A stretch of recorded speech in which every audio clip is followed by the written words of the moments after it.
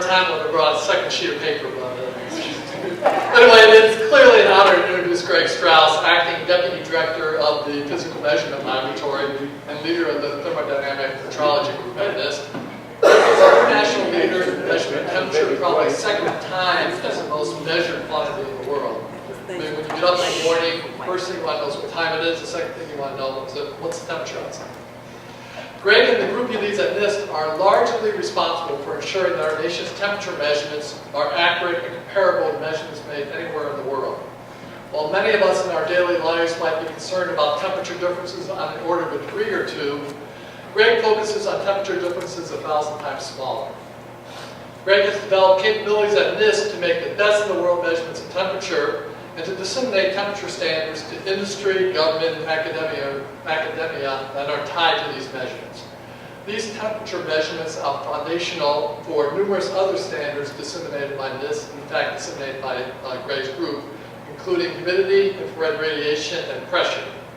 Greg has helped numerous organizations throughout the U.S. to improve their ability to measure and control temperature. He has worked with FedEx, for example, to develop a compact sensor that can monitor the environmental conditions of highly sensitive packages during shipping, such as a kidney ready for transplant. He has worked with the Centers for Disease Control and Protection, CDC, to improve the control and monitoring of the temperature environment for vaccine storage to reduce the millions to billions of dollars of vaccines lost yearly to unacceptable temperature swings. He has also successfully worked with and encouraged the petroleum industry and standards organizations to eliminate archaic requirements to use mercury-based thermometers for process measurement, helping to reduce the level of mercury in the environment and workplace thermometer breakage. Greg has also developed new programs at NIST that are transforming how temperature and pressure will be measured in the future. One of these programs, for example, is using tiny micron-scale photonic circuits manufactured using semiconductor fabrication methods, similar to that used in making computers and cell phones, to fabricate highly accurate and inexpensive thermometers.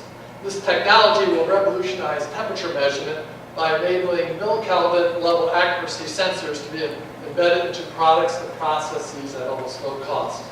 It will enable an internet of thermometers to be part of the Internet of Things.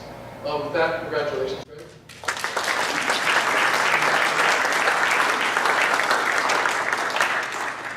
Jerry already told everything about me that I didn't even remember, so thank you, Jerry, so much. Thank you to the Washington Academy of Sciences. This is a great honor for this prestigious award. I'd like to personally thank the management of NIST, who have supported me over the last 27 years, particularly of late, Catherine Gebbe, Jim Olthoff, who unfortunately couldn't be here because he's sick, and of course Jerry, who's my supervisor in one regard. So thank you for all of that.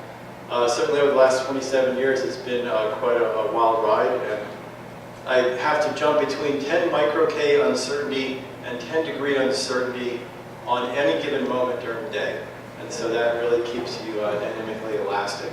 And you know, it's funny because it's always proportional to who cares with what your uncertainty is. And so when you talk about 10 micro-K, there's probably 2 or 3 people in the world that actually care. And where that actually comes into play is that's where the unit of the Kelvin is defined. So if you ever worry about who cares about the unit of the Kelvin, I'm going to be one of those 2 or 3 people in the whole world. And then you get into things like CDC, where vaccines, and we're doing the work for Vaccines for Children program, where we're trying to reduce loss of vaccines, and you're worried about 1 degree, and you're saving millions or trillions or billions of dollars, and you're saving lives. So you go from worrying about a Kelvin to saving lives. And that makes a really big impact at work. And probably George Furukawa, who passed away maybe 10 years ago, he was my first mentor there. And he had been at work at NIST then MBS for 43 years before I got there. So if you think about that. So he was a mentor for me and basically got me very excited in the field of temperature and thermometry and so forth. And since then expanded into areas of all of the thermodynamics that I care about on a daily basis. So once again, thank you so much. I very much appreciate this award.